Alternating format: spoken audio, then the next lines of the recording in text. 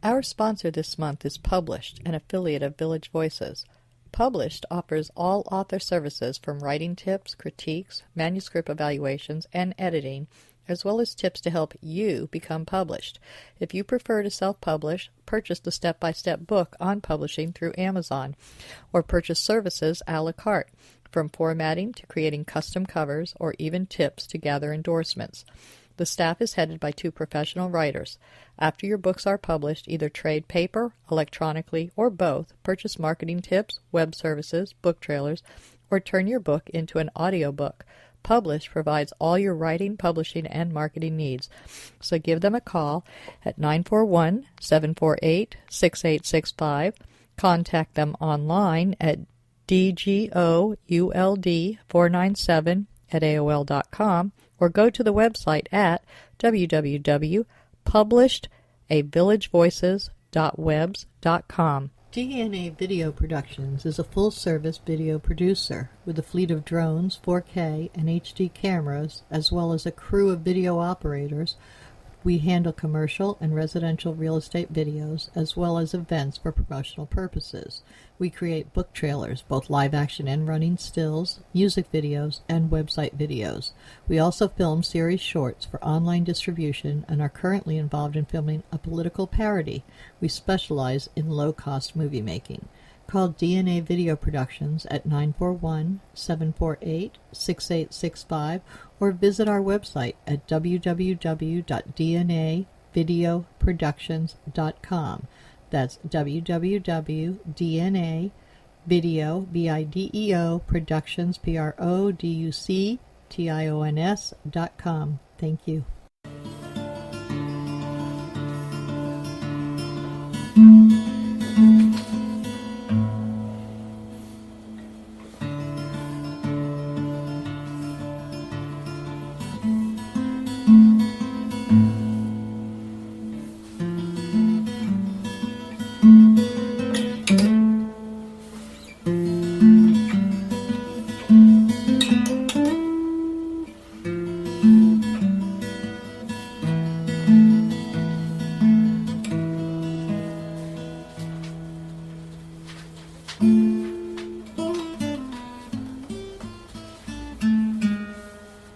Welcome to Culture Coast.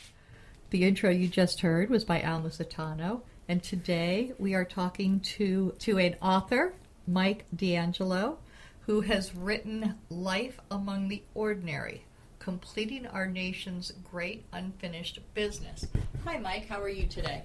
I'm doing well, Donna. How are you? I'm good. Now, you have not, this is a very political book, yes? Yes and no. There's a political component. And what was your, well, let's start back at your younger days, going all the way back to your youth. Did you ever consider yourself a writer when you were in school? Not particularly. All right. What were your interests back then? Well, I will say that my primary interest as it relates to the book was being a student of human nature. So you studied philosophy and social sciences. I was a psychology major in school. But it would go back to growing up in New York City and just people watching. Did you do a lot of watching, or were you also one of the activists? I was too young in those days to be an activist, so it was mostly watching and just a fascination with all people in all walks of life as they walk by, wondering what everyone's particular story might be. Yeah, that might be the makings of an author right there, too. Could be. The whole always wondering what others are what their stories are. So you're in New York City, and just before you were old enough to be an activist, that was a time, the 70s, the late 60s and 70s were very, very, probably the most activist time in our country, even more so than maybe the Civil War, where we had more people involved in trying to change things. And it shouldn't have grown, and it never did. Is that part of what your book is about? Yes. Research for people who do, as we say, do the reading, will lead you to that interpretation of history. The events of the 60s. One of my first recollections was the death of John Kennedy, and 5 years later, the death of Dr. King and John's brother Robert Kennedy, 1968, sort of culminated, in my mind, and I think the way history looks at it, sort of a page-turning event. 1968 passed an election that could have had Robert Kennedy against Richard Nixon, turns into a Democratic National Convention with no candidate. Of course, I'm only 10 years old and can't really understand what's going on at the time. But it's certainly apparent, with the benefit of hindsight, that looking back on 1968, Nixon's elected in a close election with Hubert Humphrey, but the country more or less goes to sleep for a long time. It took the wind out of their sails because of all that, the death of Camelot? That was part of it, but Camelot, I think, is really sort of, I think of Camelot, I think of John Kennedy. I don't think as much of Robert Kennedy. I think that the death of Robert Kennedy was sort of the culmination of the period. I think of the three, even though John was the president and Robert wasn't, I think that Robert had the greatest potential. I never really, I guess I wasn't involved enough in politics at that time to really look at what Robert's philosophies were. Actually, it was a few more before I was old enough. And I just don't remember, it was so early in the campaign, too, that he was murdered. It was June of 1968. So it wasn't, and back then they weren't 4-year campaigns like they are nowadays. Correct. The convention, I believe, was August.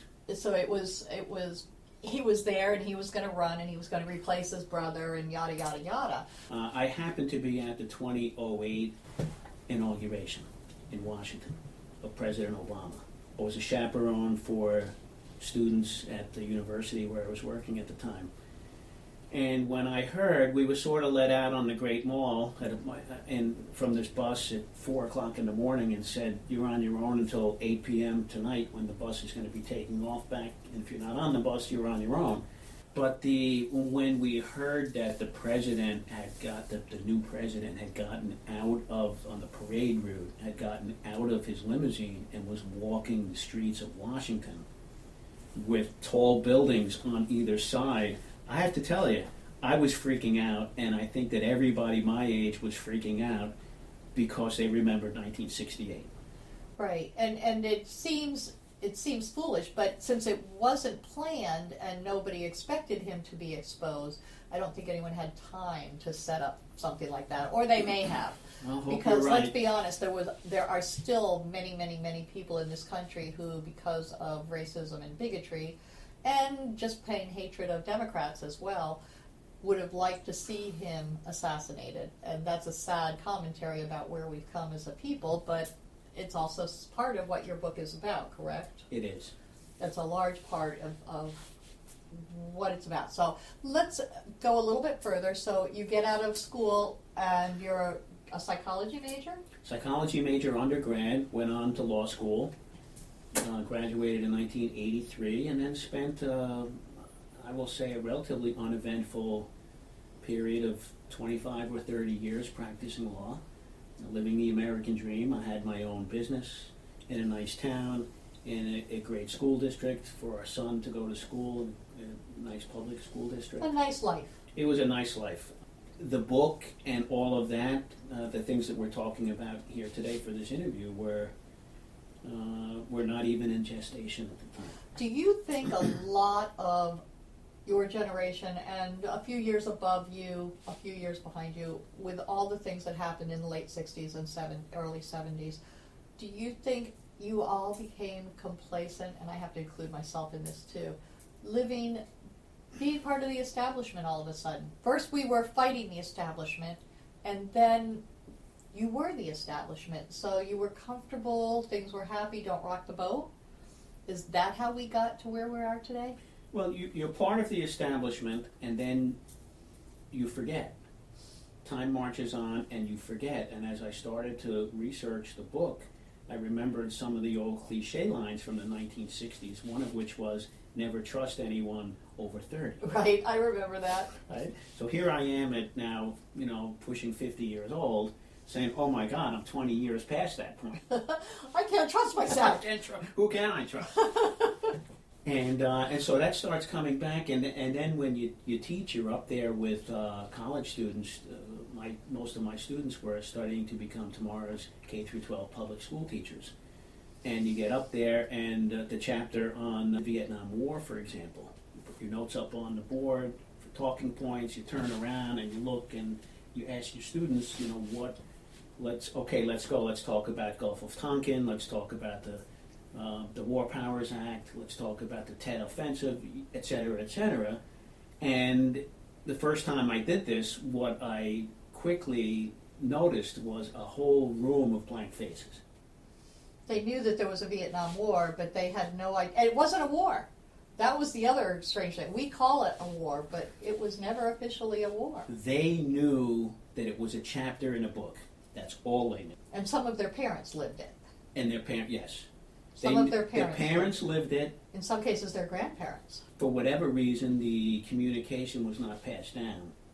In any form, good, bad, or indifferent. Well, if we think about it, nobody really talked about the war when they came home, except for the way that some of the soldiers, many of the soldiers, were treated when they came home. Other than that, the war wasn't spoken of in polite circles. In the U.S. history text, you'll see a couple of pictures of Sylvester Stallone doing Rambo, the Rambo movie, a couple of movies along those lines. I want to say maybe from the student's perspective, parsing through a textbook, Vietnam is one chapter, World War I and World War II were other chapters. For them, that's all it was. And which then it occurred to me the immensity of the responsibility, not only to teach it, but to teach it right to someone who had never heard it before, and this was their first impression.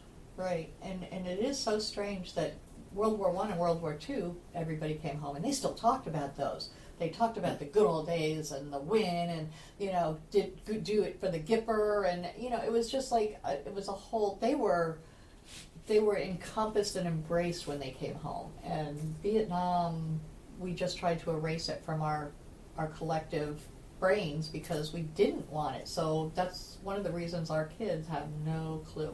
Well, there's a question on whether we wanted it. Mr. Nixon talked about the so-called silent majority, if you remember that term. And I always wondered what that meant. I think it was supposed to be that they were a majority.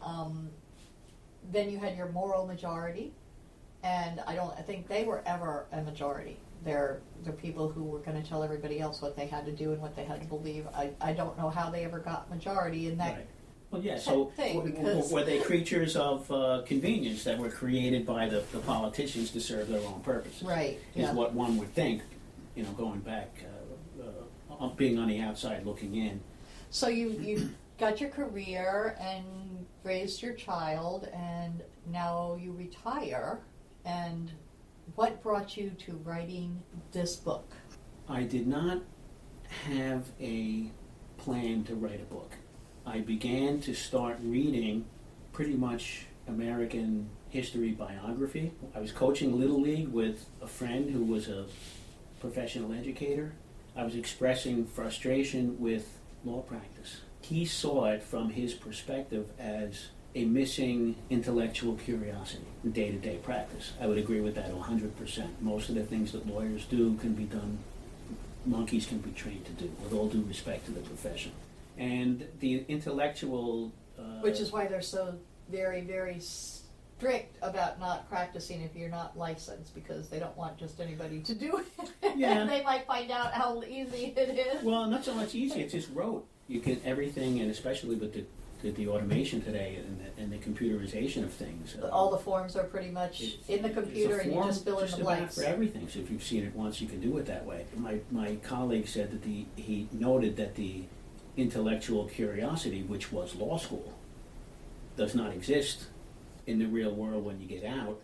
So he suggested that to get a jump back in my step, we start reading a book together while we coach the kids on the nuts and bolts of baseball. Okay. And the book he recommended was John Adams by David McCullough, and that's where it started. It's lit a fire. Very, very without any intention. You say lit a fire. Maybe it was just some smoke, and it took a while for it to start burning. But I started to read and to ruminate with some of the reading, and then the reading sort of took off and developed a life of its own. Ultimately, it culminated in a bunch of discussions like the one we're having now, where my colleagues would say, some of what you have to say is extremely fascinating. When I talk to you about history, it feels like you're taking me on an archaeological dig, and it's fantastic. You need to write a book. So I would sit back and say, okay, great, I'll talk to you later, and not really having any idea what that meant. No conception, and then one day the stars just started to line up. And was this before or after you started your blog?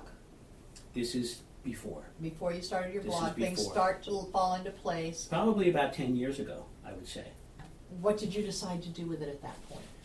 Well, I started to write a couple of, when I say the stars started to line up, what I mean is some of the thoughts in my head were no longer as jumbled as they were in the past. They started to take on some logical significance.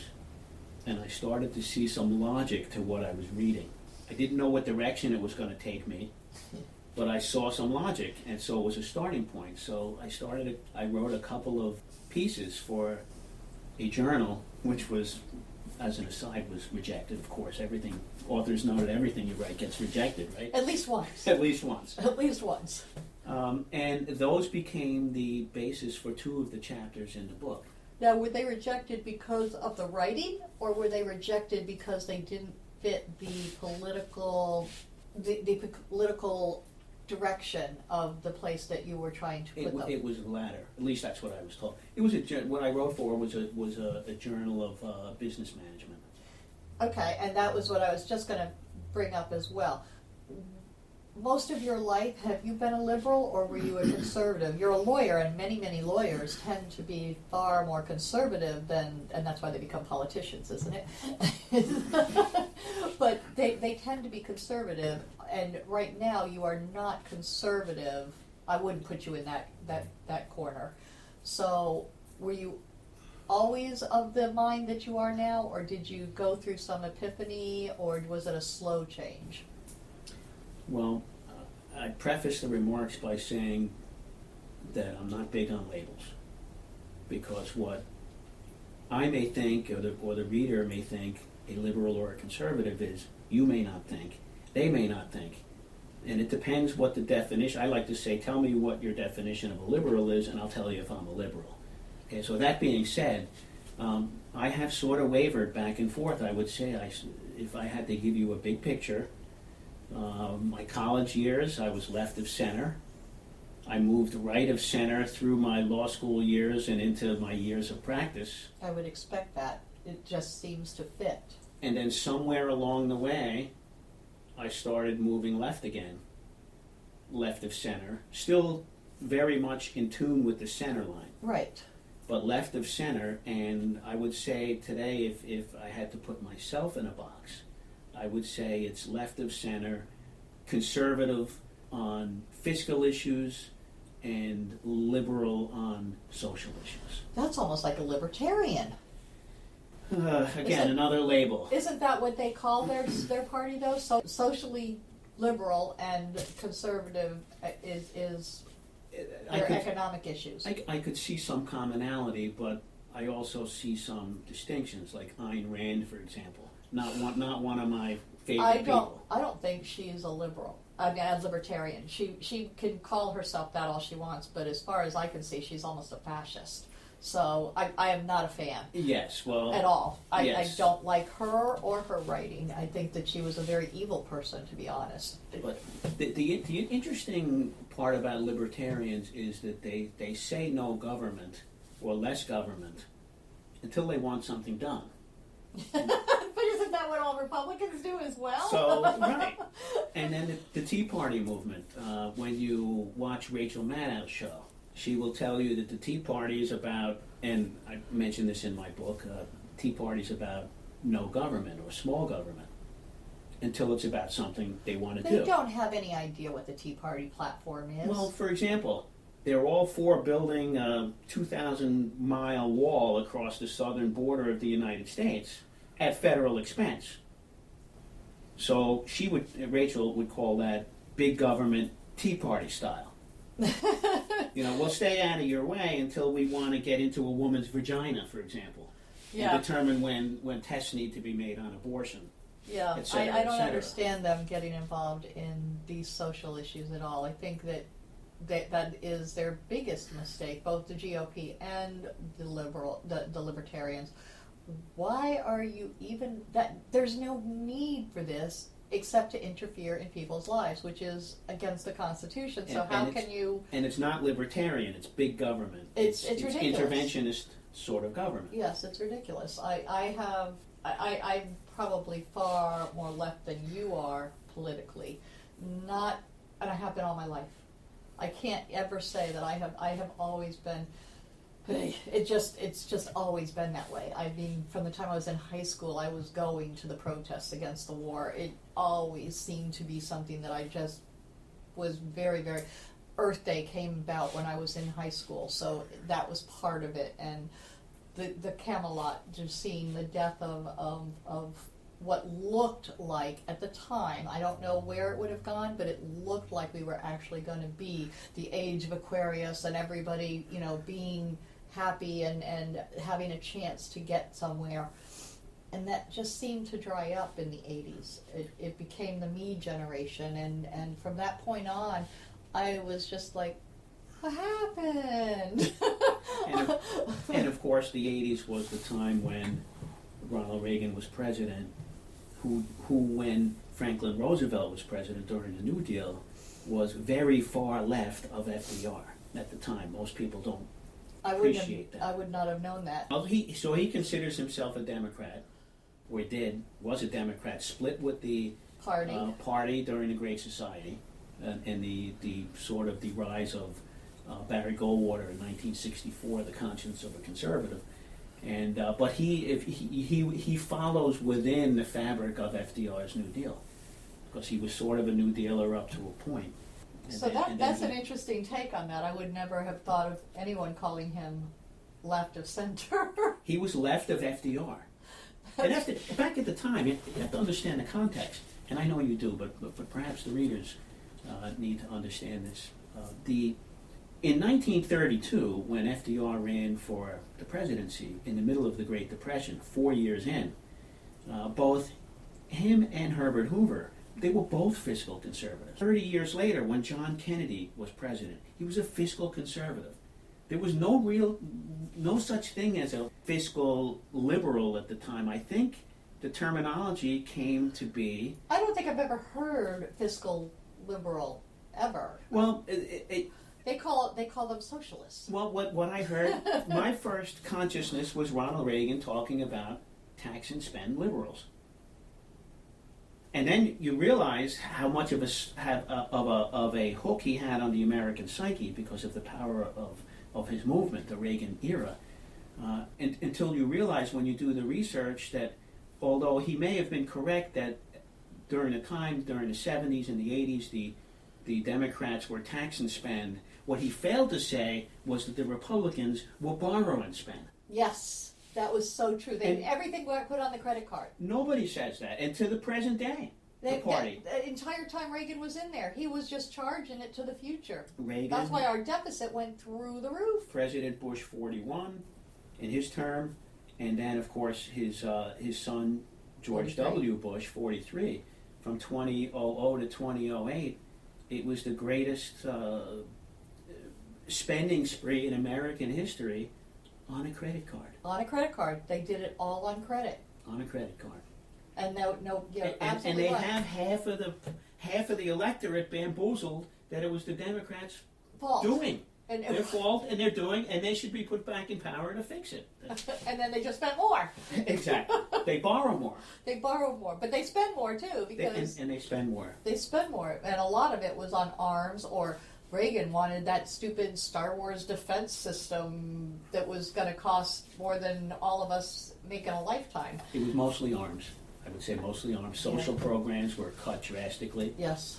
And arms and President Eisenhower talked about the military-industrial complex. Even going to Clinton's years, it was not, he cut social services a lot, and people don't look at that, but yeah, he cut, so welfare got wiped out. They get 2 years and that's it, Grand lifetime. bargain, that flew sort of under the radar, grand bargain with the Republicans was the Clinton sort of reform of the welfare system. He totally got rid of it after 2 years. You're allowed 2 years max, your whole life on welfare, and then what?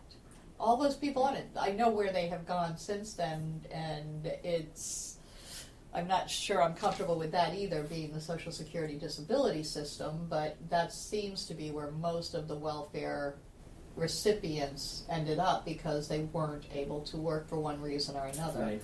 But you made a good point before about the military spending. We don't realize over time how something can be institutionalized and then creep. And military spending is one of those things. When President Eisenhower warned of the military-industrial complex, and you realize that the entire economy of the southern half of the United States is dependent upon the military-industrial complex. And Clinton was very, very, he angered a lot of people when he wanted to close bases around the world, but it's like, we're paying for that, people. We've got to close them if they're not doing something. Even worse than around the world, here in America, in the South. Why? Why do we have a base in a lot of the areas that we have them? What is the purpose of this base? And then, of course, it doesn't make sense. And then, of course, you had the aerospace industry, which is big in California, Cape Canaveral here in Florida. That was all sort of tied into it. I understand Cape Canaveral. We absolutely have a need for that. And the aerospace industry, we do have a need to, if we're ever going to explore our universe, and gosh help us, I think we need to. I don't know how much longer we'll be able to keep this one going. When you look at that and you wonder, okay, what is the answer? How do we get out of that? Is there a way to slow down and actually backpedal and stop spending so much on our military? Do we have to be number one policeman in the world? Well, that's a great question. And if I could answer that in 30 seconds, I probably should be sitting somewhere else rather than with you. Getting paid the big bucks. Right. I think the president, the best way to handle that is that the president is pointing us in the right direction. Our current president, Our current Obama. President Obama, yes, sort of pulling back from what many see is insanity. He did get us out of Afghanistan, or almost out. The idea that weapons don't protect us, but our values do, for me is a very powerful message. And the world doesn't hate us quite as much as they did 8 years ago. No. Not quite as much. No. There's still a lot of hatred towards us because of our attitudes and thinking that we're better than everybody else because we have the arms. But we have ground to make up, in my view, because the predecessor administration to President Obama treated the world like its own little toy box. All the countries in the world existed in a toy chest, and the president and the Republican Congress could just open the toy chest and pick them up and throw them out and discard and do what they wanted with these countries. And it created a hell of a lot of damage on the world stage, and we are now in the process of repairing that damage. And it's going to take a while. It's going to take a while, but I think the president is doing a terrific job. I think everything was said when they did a poll, and the most feared person in the world was President Bush. Yes. The 43rd. Yes. But he was the most feared person in the entire world. That says a lot. I mean, not the guy in North Korea, not somebody in China, not somebody in Russia. It was the President of the United States was the most feared person in the world. That is not a place I want to be. Donna, it was my pleasure. Village of the Arts, the largest artist colony in the state of Florida, located on 42 acres, includes artists, homes, galleries, gardens, and restaurants featuring handcrafted gifts, fine art sculptures, painting, photography, enviro art, healing arts, books, mystics, and musical variety. A few of the galleries are unique in their offerings. Village Voices specializes in books and art created exclusively by Florida residents. The Dancing Crane Gallery offers fine art, custom jewelry, and unique, innovative art. The Village Mystic offers all things metaphysical: meditation, massage, mediums, aromatherapy, psychics, shamans, Reiki healing, and the gem mine, where you can mine for your own personal treasure. Yoga Arts offers classes or one-on-one coaching. Musicians and bands can be found throughout the area. Many of the artists and musicians offer classes. Restaurants and bakeries provide respite for the weary and magic for the foodies. Visit during the first Friday Art Walk and stroll through the shops and galleries enjoying free appetizers, wine, music, and demonstrations. For hours and information, please visit the website at www.villageofthearts.com.